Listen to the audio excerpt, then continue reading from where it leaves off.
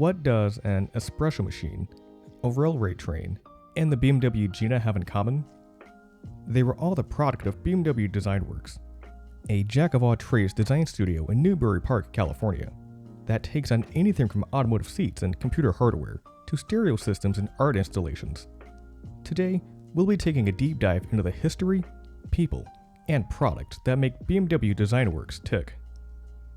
The studio was founded by Charles Pelly in 1972. Pelly spent most of his life in Southern California and attended Art Center College of Design. After this, he continued his education at Konstfack in Sweden and studied furniture and interior design. He then worked in a number of design studios, most notably under the legendary Henry Dreyfuss, before establishing DesignworksUSA. The firm had about as humble of a beginning as you can have. It was founded in Pelly's garage in Malibu Canyon, and the choice to start out this way wasn't entirely a matter of economics. After bouncing around offices for so many years, he wanted to settle down and get into a situation where he'd be able to spend more time with his loved ones. The fledgling consultancy didn't waste any time getting started. They bought $500 worth of modeling clay and drawing paper and got to work. The trio took on a wide variety of projects in the early days as they bolstered their portfolio. Clients included Heister, IMAD, and the Otis Elevator Company.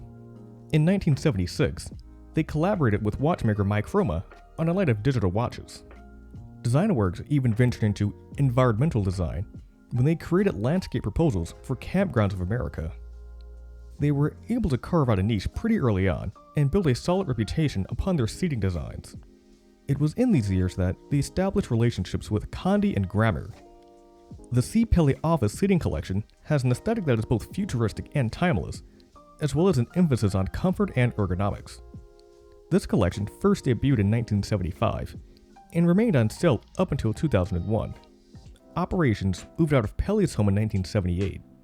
The team worked out of offices in Van Nuys and Agora before settling on a site in Newbury Park in 1988. Design still ran the gamut: snowmobiles for Polaris, purifiers for Waterpik, tractors for Steiger, and so on. Designworks also continued to provide seating solutions for a variety of industries. In 1984, they worked with Unitech on a line of high-end dental examination chairs. On the consumer side of things, they released the Krista collection for Sunar Hauserman the same year. The chairs were named after his daughter, and marketing ran with this. As seen in the accompanying tagline, two offspring confirmed designer Charles Pelly's commitment to human factors and comfort in this chair named for his daughter, Krista. Companies in the automotive sector took note of Designworks' efforts in seating design and consulted them with projects of their own. General Motors worked with them on seats for the Corvette. This never amounted to much. Only a single prototype was created, though I would argue that forming a relationship with GM at all was the most significant thing to come from this. Additionally, they worked with Chrysler, Volvo, and came up with solutions for public transit. No doubt their biggest client during this time was BMW. In 1986, they pegged the studio to come up with seats for their upcoming 8 Series flagship coupe. The headrest is the most standout element here. In most cars, you'll find it affixed to the seat with two bright metal bars. From humble subcompacts to ultra-luxurious saloons, they're so widespread in the industry that they're almost invisible. On the E31 8 Series, the headrest is suspended above the seat. Part of the backrest extends out on one side to support it. Looking at the seat from the back, we can see a streamlined method of adjusting its height. This piece also houses the seatbelt mechanism and allows for easier entry, since it isn't attached to the car frame itself. This was the start of a long, fruitful partnership between the two. The firm assisted them with the development of seat designs, color patterns, and textures. In 1990, it had $3 million in sales, and BMW comprised half of that. In August of 1991, BMW paid $4.5 million for a 50% stake in Designworks. In 1995, they paid an undisclosed amount for the rest of it. Pelly remained in charge as president and CEO. The acquisition didn't change much for the studio. They still possessed a generous amount of autonomy. They stopped doing work for BMW's direct competitors in the automotive sector. But besides that, they still maintain ties with many of their clients. Designworks also still operates very much like a standalone business. A 2001 Los Angeles Times article touches on the unique dynamic between the two. The company is unique among automotive design houses in that it is a standalone profit center. When Chris Bangle, BMW's Munich-based chief designer, asks DesignWorks to draw proposals for a new 5 Series sedan, DesignWorks sends BMW a bill for the work. Bernhard Kohler, then chief of DesignWorks operations, said, "That makes us think very differently, because we have to make a profit." The 70,000 square foot facility is split down the middle, so to speak. The auto designers are in the west wing, and the product designers work out of the east wing. Employees of the respective sections are often moved between the two departments to expose them to different projects. Former DesignWorks president Adrian van Hooydonk says that this method is critical to maintaining their multidisciplinary mastery. The first major project after the acquisition to see the light of day was the Z07 concept, which debuted at the 1997 Tokyo Motor Show. The design is heavily inspired by the 1955 507 Roadster.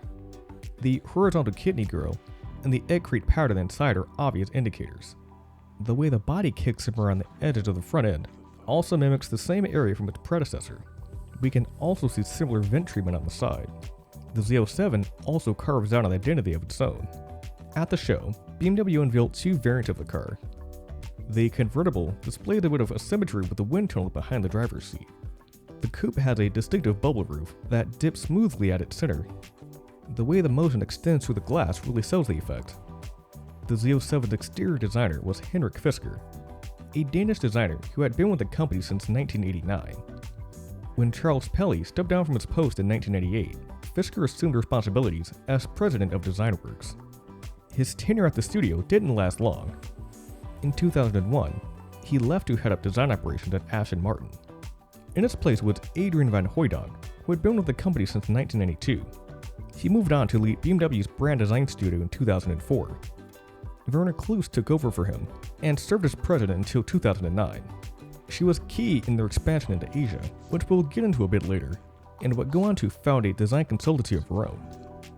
Lauren Schaefer was president until 2016. Oliver Heimler had a short tenure at the position, only heading things until 2017, when he was transferred to MINI. Since then, Holger Hanf has seen things over. He had previously worked for the firm from 1998 to 2010, but had a layover in Munich as the head of design user experience for the entire BMW group. Operations expanded outside of their Newbury Park facility in 1988, when they opened a studio in Munich. Before this, executives would have to board a plane to Southern California to see how their projects were shaping up. Now they were only a short drive away from checking in. In 2006, a studio was opened in Singapore. BMW honed in on their R&D efforts in China as car sales surged when they established another facility in Shanghai in 2012. Having facilities dotted across the world benefits them in a number of ways. Being active on 3 different continents means that there is at least one studio open at all times. It's no exaggeration to say that the work never stops at DesignWorks. These studios also produce localized versions of design proposals, which gives every project a unique perspective. Most importantly, it lends itself exceptionally to a level of diversity that few other studios can claim. At least 24 nationalities are represented across the 3 facilities, and every major language is spoken. This allows for designers to be exchanged between the different studios when needed. In 2001, they worked on an art installation for Pinacothek de Moderna, one of the largest museums in the world dedicated to design and the applied arts. Their creation, dubbed the Art of Car Design, is a celebration of the automotive development process. It features a sculpture made of 30 tons of hand-picked Carrara marble and a 120 square meter hovering wall. There was also a 6-monitor film installation about the design process and a selection of suspended vehicle parts. Consumer electronics played an increasingly important role at the turn of the millennium. They were integral in Nokia's short-lived dominance over the cell phone market. Frank Nuovo started with DesignWorks in 1986 and quickly established a rapport with Nokia. Under his guidance, phones evolved from being mere appliances and became customizable extensions of their users. They churned out hits like the Nokia 101 in 1992, the 9100 in 1996, as well as the 5110 and 8810, which both debuted in 1988. They worked well together, so well in fact that Nokia actually hired Nuovo away from DesignWorks to become their chief of design. Most of their other electronics have been targeted toward the higher end of their respective markets. The Klipsch Palladium P39F line of loudspeakers debuted in 2007 at the perfectly reasonable price of $20,000 a pair. The Nilfisk Coupe and Power Extreme vacuum cleaners are apparently so expensive that they won't even tell me how much they are. Then there's the Starbucks Serena espresso machine. It was developed alongside the coffee chain and Seiko, a leading coffee machine manufacturer. They developed 7 design concepts, ranging from retro to contemporary to what they define as progressive alternative. From these, they were taken further into development. Ultimately, they went with the final design because of its American Art Deco styling. It has a soft geometry with a bevy of curves, circles, and rounded edges. There's hardly a corner on the thing. It sought to bring cafe-quality drink to the home, with features such as a rapid steam boiler, a commercial-grade portafilter, and a patented back pressure adapter that automatically adjusted the coffee's grind. The Starbucks Serena was available online and in select corporate stores in November 2007 at a price of $600. They've experimented with hydrogen-powered vehicles. They presented the Hydrogen Salt Flat Racer as a part of the 2008 LA Auto Show Design Challenge. The brief for it was, what would eco-friendly race cars look like in the year 2025? Designers leaned into the concept of reusability. The wheels are repurposed barbecue lids, and the body is an oil barrel. Its wheels are made of a nylon gel, which provides a bit of flex and allows them to be airless. Sustainability was also a major sticking point, so much so that they were said to have put multiple goldfish into its tank to prove its environmental friendliness. If you're looking for something a bit closer to reality, then look no further than the H2R. The company was set to release the hydrogen-powered variant of the 7 Series, but before it did, they wanted to give a taste of what the technology was truly capable of. It was completed in a span of 10 months under the direction of Research and Technology CEO Raymond Freeman. When DesignWorks came into the picture, they were set on making it as aerodynamic as possible. A teardrop plan view, compact tail, and covered rear wheels contribute to a coefficient of drag of just 0.21. It measures 17.5 feet long, but thanks to the aluminum space frame and extensive use of carbon fiber reinforced plastic, the H2R has a current weight of just under 3,500 pounds. It was taken to the Miramax Proving Grounds in France, where it set 9 land speed records. An impressive feat, but it didn't do much to prop up the Hydrogen 7 that was released in 2007. It was more a proof of concept than anything else. Production stopped at the end of the year, and just 100 were built in total. Out of everything we've covered so far, the BMW GINA is possibly the most innovative product to ever come out of DesignWorks. The name is an acronym for Geometry and Functions and N Adaptations. The N in this equation stands for infinite, and the whole title is a way of conveying the countless ways that cars may function and be assembled all together. Instead of body panels, the GINA consists of just 4 main sections. One piece goes from the front end to the end of the doors. There's also a pair at either corner of the quarter panel. The final one stretches across the rear deck. Don't think of the exterior of the GINA as metal. Consider the water-resistant, wire mesh, polyurethane-coated spandex as skin that is stretched over an aluminum and carbon skeleton. Lastly, the car has the ability to alter or even completely conceal major components. The headlights and taillights sink into the body when not in use. It also does away with a clunky latched hood. The engine acts as an opening in the center of the bonnet. The seats, steering wheel, and instrument cluster can also change depending on the situation. The final project we'll be taking a look at was actually shown a few months ago. Peter Salzman, an Austrian base jumper and flight instructor, discussed ways that they can improve wingsuit performance with a friend. One of their ideas was to incorporate a supporting motor in some capacity. He worked in his garage in the following weeks on the idea. He had 4 main points that he wanted to hit on.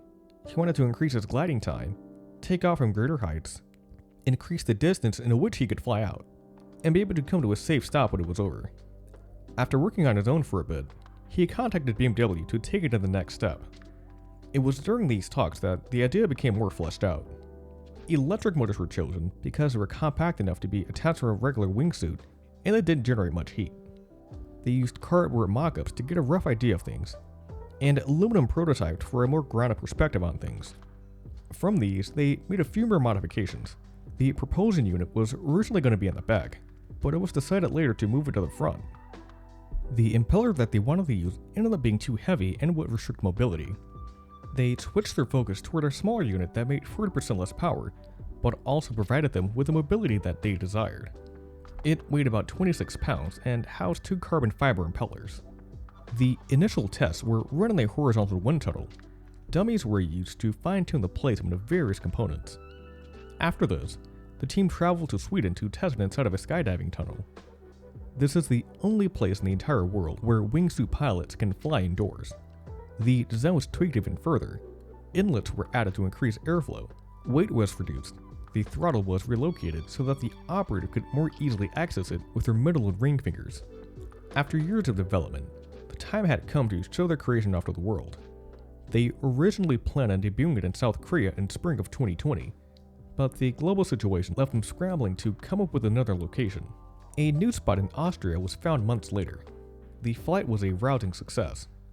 He reached speeds of 186 miles an hour. More importantly, he was able to land safely at the end of his flight. BMW Designworks is like any other studio in the auto industry. Through hard work and dedication, they moved out of a garage and into a sprawling complex in Newbury Park. Their multidisciplinary nature gives their parent company a perspective that no other automaker can claim. From cars and consumer electronics to examination chairs and electrified wingsuits, it's impossible to predict what will come out of DesignWorks next.